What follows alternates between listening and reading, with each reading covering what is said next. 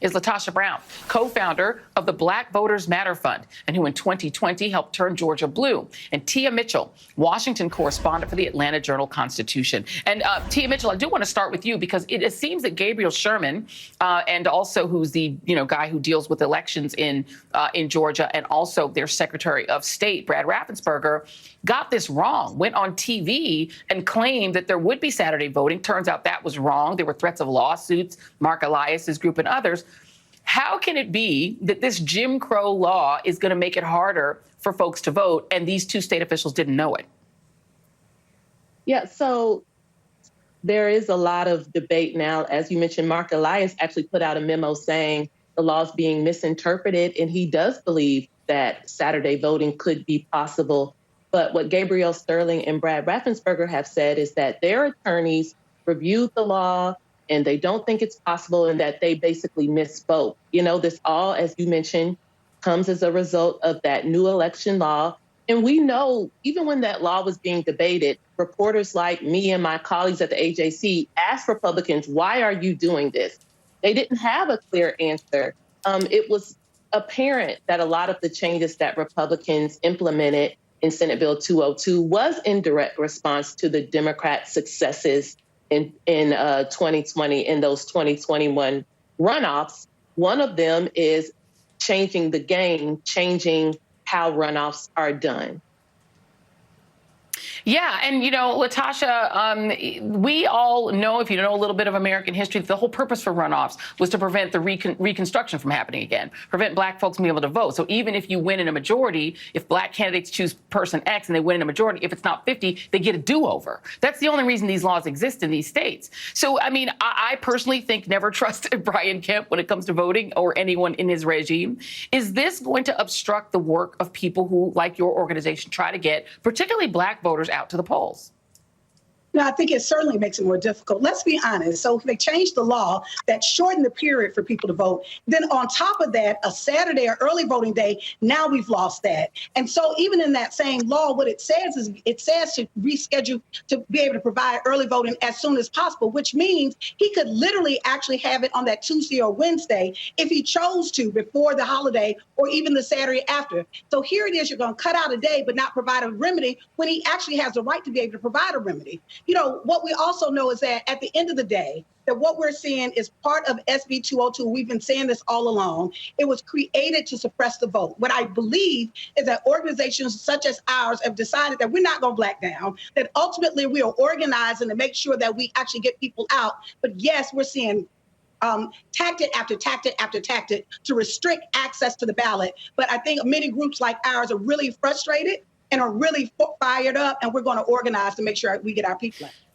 And LaTosha, I just say for you just a moment, because, when you think about it, the fact that Democrats have to fight for this 151st seat, where they really could have had two more. Because I think about North Carolina, we've talked about this. I think about Wisconsin especially. Let me just show you this. In Georgia, white voters comprise 62% of the vote. Black voters are 28% of the vote. So there's a reason they want to obstruct black voters, because 90% of black voters supported Warnock over Herschel Walker the first time. But then you go to a state like Wisconsin, where black voters are a much, much smaller share, just 6% of the vote. But they're 40% of the makeup of Milwaukee. They voted overwhelmingly for Mandela Barnes, but the turnout was horrible. The Barnes campaign didn't do a great job getting them out. Same kind of things happened in North Carolina.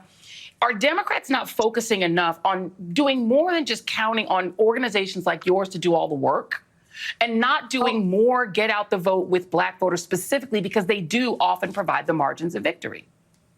Oh, absolutely. Campaigns take resources. What we've seen even in this election, and many groups on the ground in Georgia have been talking about, that we've not seen the kind of resources on the ground that we saw in 2018, although many of us felt like this was a more critical race. So now here we are with groups that have actually expended their resources, that we've put a lot of human capital to not only just get the vote out, but to address some of the voter suppression that we've actually had to overcome because of SB 202. In addition, that I think if we're serious about it, we have to recognize, and I've said this repeatedly, we're not just in an air war, we're on a ground war. It's not polls that win elections, and we've shown that. It's people. And in order to get people, we've got to actually be able to touch, organize, canvas, and get those people to vote. And organizations like yours, and obviously Stacey Abrams' work and NSA UFOT and groups have done a lot of work to get the vast majority of Georgians registered to vote. But you have to get people out. You have to actually turn people out, and yet that costs money. Tia, I want to go to you on the other side here, because it's obvious what the case would be for Warnock. Re-elect him, prevent this candidate who is not qualified to replace him. And the passion will be for Warnock and keeping him in office. I get that. On the other side, they're already fighting about whether they can have Ron DeSantis, who has moved not one election outside of Georgia, outside of Florida, or Trump, and they both won't work together. What is the argument that the campaigns are making for Walker, if there is one?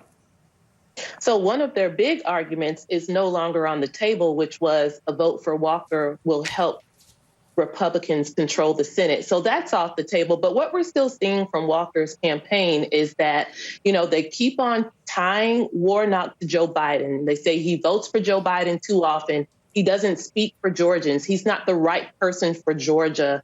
And so that's really been Walker's kind of pitch to voters, is that what he offers is more aligned with what voters in Georgia want. And voters in Georgia don't want a rubber stamper for Joe Biden. They want someone who's going to be more conservative, have more conservative values and principles in that seat in the Senate. Then the pastor of Ebenezer Baptist Church, who's a native Georgian. Okay, good luck at that. LaTosha Brown. That's King. Listen, I think that, it's interesting because one of the things that they often make is they actually underestimate Black voters. And so I think what we're going to see, in the famous word of Jamal Bryant, that we don't need a Walker. We need somebody that's going to run and going to fight for us. Take 2 minutes and go listen to that sermon, because, woo, Lord Jesus. LaTosha Brown, Tia Mitchell, welcome to the show. Thank you both very much. Coming up, we'll get an update from Steve, the Cornexter. Map Daddy is coming back on the big board. Latest